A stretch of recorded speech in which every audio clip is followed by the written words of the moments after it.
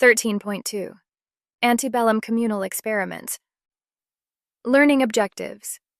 By the end of this section, you will be able to identify similarities and differences among utopian groups of the antebellum era. Explain how religious utopian communities differed from non-religious ones. Prior to 1815, in the years before the market and industrial revolution, most Americans lived on farms where they produced much of the foods and goods they used. This largely pre-capitalist culture centered on large family units whose members all lived in the same towns, counties, and parishes. Economic forces unleashed after 1815, however, forever altered that world. More and more people now bought their food and goods in the thriving market economy, a shift that opened the door to a new way of life. These economic transformations generated various reactions. Some people were nostalgic for what they viewed as simpler, earlier times, whereas others were willing to try new ways of living and working. In the early 19th century, experimental communities sprang up, created by men and women who hoped not just to create a better way of life, but to recast American civilization so that greater equality and harmony would prevail. Indeed, some of these reformers envisioned the creation of alternative ways of living, where people could attain perfection in human relations. The exact number of these societies is unknown because many of them were so short-lived, but the movement reached its apex in the 1840s. Religious utopian societies. Most of those attracted to utopian communities had been profoundly influenced by evangelical Protestantism, especially the Second Great Awakening. However, their experience of revivalism had left them wanting to further reform society. The communities they formed and joined adhered to various socialist ideas and were considered radical because members wanted to create a new social order, not reform the old. German Protestant migrants formed several pietistic societies, communities that stressed transformative individual religious experience or piety over religious rituals and formality. One of the earliest of these, the Ephrata Cloister in Pennsylvania, was founded by a charismatic leader named Conrad Beissel in the 1730s. By the antebellum era, it was the oldest communal experiment in the United States. Its members devoted themselves to spiritual contemplation and a disciplined work regime while they awaited the millennium. They wore homespun rather than buying cloth or pre-made clothing and encouraged celibacy. Although the Ephrata Cloister remained small, it served as an early example of the type of community that antebellum reformers hoped to create. In 1805, a second German religious society, led by George Rapp, took root in Pennsylvania with several hundred members called Rappites who encouraged celibacy and adhered to the socialist principle of holding all goods in common, as opposed to allowing individual ownership. They not only built the town of Harmony, but also produced surplus goods to sell to the outside world. In 1815, the group sold its Pennsylvanian holdings and moved to Indiana, establishing New Harmony on a 20,000-acre plot along the Wabash River. In 1825, members returned to Pennsylvania and established themselves in the town called Economy. The Shakers provide another example of a community established with a religious mission. The Shakers started in England as an outgrowth of the Quaker religion in the middle of the 18th century.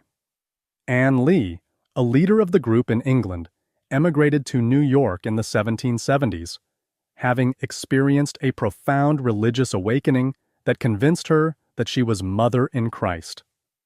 She taught that God was both male and female. Jesus embodied the male side, while Mother Anne, as she came to be known by her followers, represented the female side. Two Shakers in both England and the United States, Mother Anne represented the completion of divine revelation and the beginning of the millennium of heaven on earth. In practice, men and women in Shaker communities were held as equals, a radical departure at the time, and women often outnumbered men. Equality extended to the possession of material goods as well. no one could hold private property. Shaker communities aimed for self-sufficiency, raising food and making all that was necessary, including furniture that emphasized excellent workmanship as a substitute for worldly pleasure.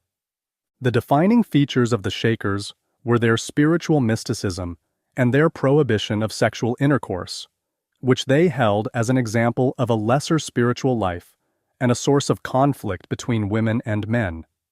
Rapturous Shaker dances, for which the group gained notoriety, allowed for emotional release.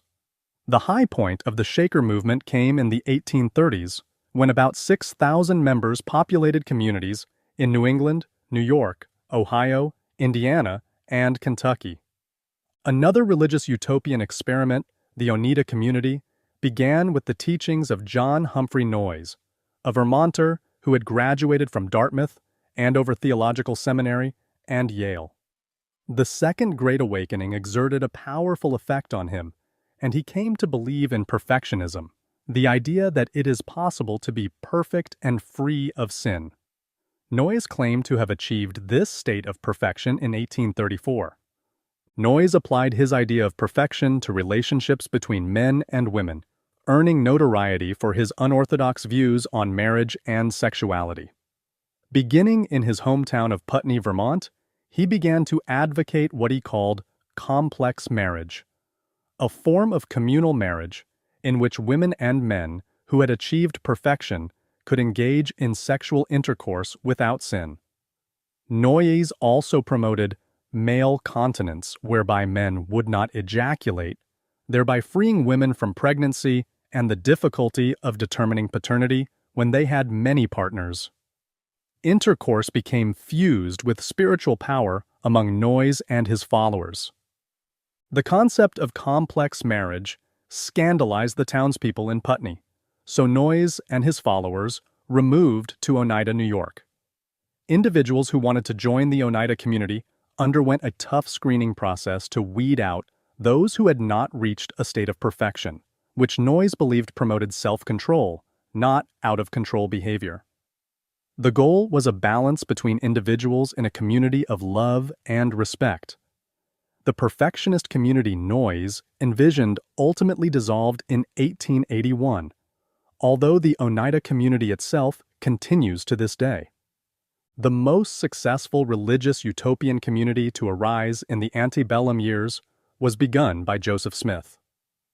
Smith came from a large Vermont family that had not prospered in the New Market economy and moved to the town of Palmyra in the burned-over district of western New York. In 1823, Smith indicated that he had been visited by the angel Moroni, who told him the location of a trove of golden plates or tablets. During the late 1820s, Smith translated the writing on the golden plates, and in 1830 he published his finding as the Book of Mormon. That same year, he organized the Church of Christ, the progenitor of the Church of Jesus Christ of Latter-day Saints, then popularly known as Mormons. He presented himself as a prophet and aimed to recapture what he viewed as the purity of the primitive Christian church, purity that had been lost over the centuries. Smith emphasized the importance of families being led by fathers. His vision of a reinvigorated patriarchy resonated with men and women who had not thrived during the market revolution, and his claims attracted those who hoped for a better future. Smith's new church placed great stress on work and discipline. He aimed to create a New Jerusalem where the church exercised oversight of its members. Smith's claims of translating the golden plates antagonized his neighbors in New York. Difficulties with anti-Mormons led him and his followers to move to Kirtland, Ohio in 1831. By 1838, as the United States experienced continued economic turbulence following the Panic of 1837, Smith and his followers were facing financial collapse after a series of efforts in banking and money-making ended in disaster. They moved to Missouri, but trouble soon developed there as well, as citizens reacted against the church members' beliefs. Actual fighting broke out in 1838, and the 10,000 or so members of the Church of Jesus Christ removed to Nauvoo, Illinois, where they founded a new center of Mormonism. By the 1840s, Nauvoo boasted a population of 30,000, making it the largest utopian community in the United States. Thanks to some important conversions among powerful citizens in Illinois, the church members had virtual autonomy in Nauvoo, which they used to create the largest armed force in the state. Smith also received further revelations there, including one that allowed male church leaders to practice polygamy. He also declared that all of North and South America would be the new Zion and announced that he would run for president in the 1844 election. Smith and the church members' convictions and practices generated a great deal of opposition from neighbors in surrounding towns.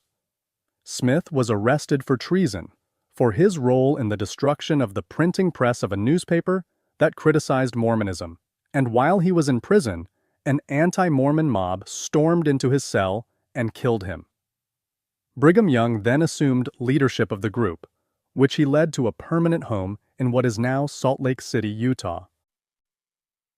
Secular utopian societies. Not all utopian communities were prompted by the religious fervor of the Second Great Awakening. Some were outgrowths of the intellectual ideas of the time, such as Romanticism, with its emphasis on the importance of individualism over conformity. One of these, Brook Farm, took shape in West Roxbury, Massachusetts, in the 1840s. It was founded by George Ripley, a transcendentalist from Massachusetts. In the summer of 1841, this utopian community gained support from Boston-area thinkers and writers, an intellectual group that included many important transcendentalists. Brook Farm is best characterized as a community of intensely individualistic personalities who combined manual labor, such as the growing and harvesting food, with intellectual pursuits.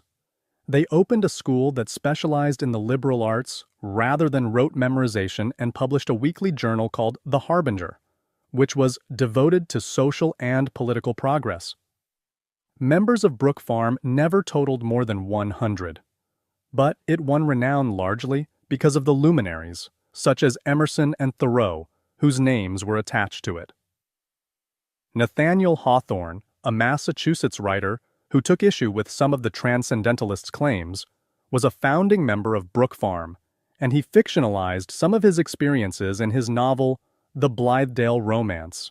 In 1846, a fire destroyed the main building of Brook Farm, and already hampered by financial problems, the Brook Farm experiment came to an end in 1847. Robert Owen, a British industrialist, helped inspire those who dreamed of a more equitable world in the face of the changes brought about by industrialization. Owen had risen to prominence before he turned 30 by running cotton mills in New Lanark, Scotland. These were considered the most successful cotton mills in Great Britain. Owen was very uneasy about the conditions of workers, and he devoted both his life and his fortune to trying to create cooperative societies where workers would lead meaningful, fulfilled lives. Unlike the founders of many utopian communities, he did not gain inspiration from religion. His vision derived instead from his faith in human reason to make the world better. When the Rappite community in Harmony, Indiana, decided to sell its holdings and relocate to Pennsylvania, Owen seized the opportunity to put his ideas into action. In 1825, he bought the 20,000-acre parcel in Indiana and renamed it New Harmony. After only a few years, however, a series of bad decisions by Owen and infighting over issues like the elimination of private property led to the dissolution of the community.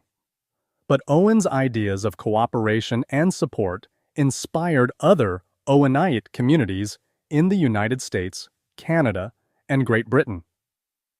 A French philosopher who advocated the creation of a new type of utopian community, Charles Fourier, also inspired American readers, notably Arthur Brisbane, who popularized Fourier's ideas in the United States.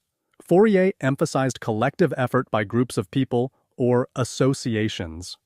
Members of the association would be housed in large buildings or phalanxes, a type of communal living arrangement, converts to Fourier's ideas about a new science of living, published and lectured vigorously.